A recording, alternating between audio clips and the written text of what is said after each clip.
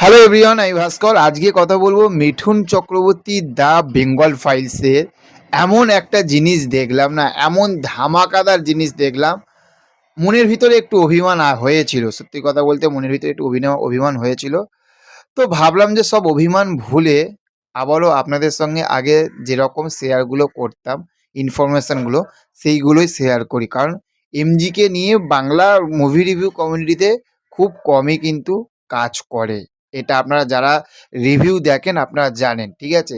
আপডেটটা দিচ্ছি, তার আগে এবার আপনারা বলছেন যে কী অভিমান হয়েছিল। দেখুন, জেলা 2 এর যেদিন থাকতে আপডেটটা এসেছে তারপর থাকতে না, সত্যি কথা বলতে প্রচুর খেটেছি যে জেলা 2 এর আর কি আপডেট পাবো, আর কি আপডেট পাবো।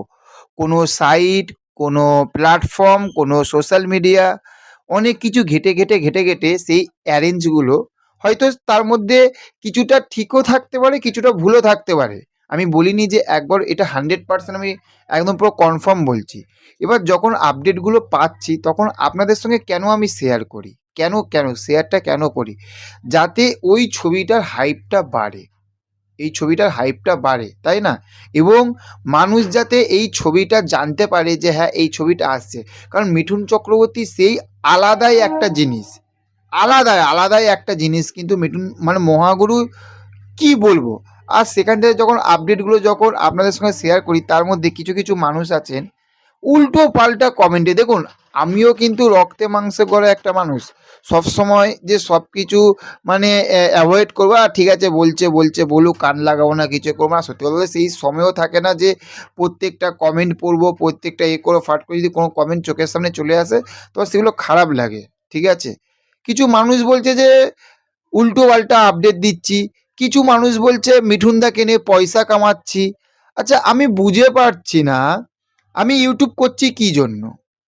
আমি ইউটিউব মিঠুনদাকে নিয়ে কাজ করছি বা আরও যেসব মুভি রিভিউ বা ইনফরমেশন এগুলো করছি কিসের জন্য? আপনারা যদি বলেন যে টাকা কামানোর জন্য, হ্যাঁ ইয়েস, টাকা কামানোর জন্য। ও মহাগুরু এমজি সিনেমা করছে কী জন্য?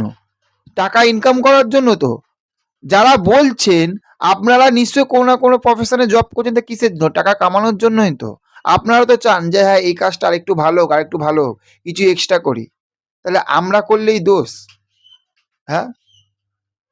তো এত মানে মাথা গরম হয়ে গেছিলো, তখন ভেবেছিলাম যে ধুর, ভিডিও বানাবোই না মিঠুনদাকে নিয়ে। সত্যি কথা বলছি, মিঠুনদাকে নিয়ে ভিডিও বানাবোই না, আদার্স নিয়ে কাজ করব।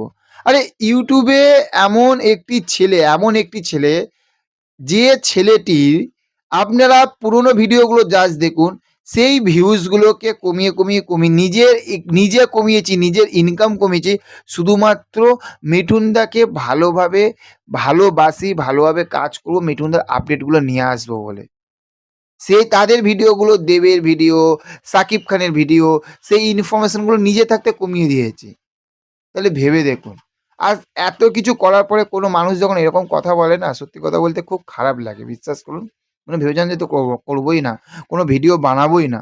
তারপরে ভেবে দেখলাম যে না, আমার কাজ আমাকে করে যেতে হবে। অনেকে তো অনেক কিছু কথা বলবে। সোশ্যাল মিডিয়াতে মিঠুনদাকে কেউ ছাড়ে না, দেবদাকেও কেউ ছাড়ে না, জিৎদাকেও কেউ ছাড়ে না, তাহলে আমি কে? আমি তো একটা ধুলো, তাই না?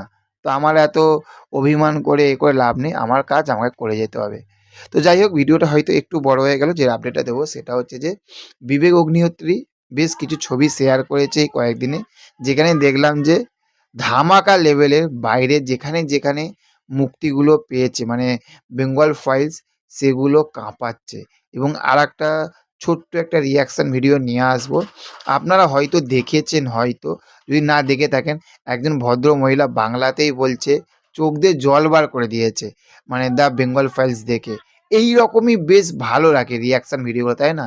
তো এটাও ভালো লাগছে যে দ্য বেঙ্গল ফাইলস বাইরে এতটা রমরমিয়ে চলছে, এতটা ভালো চলছে, মানে মন ভরে যাচ্ছে। সত্যি কথা বলতে মন ভরে যাচ্ছে।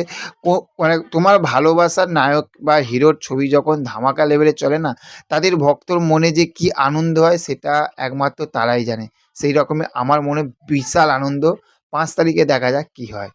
তো আজকে এইটুখানি আপডেট দেওয়ার ছিল, সত্যি কথা বলতে। কেমন লাগলো আপডেটটা সেটা বলবেন। দেখা হচ্ছে পরবর্তী ভিডিওতে। ভালো থাকবেন। Okay, thank you, have a nice day, tata, bye by.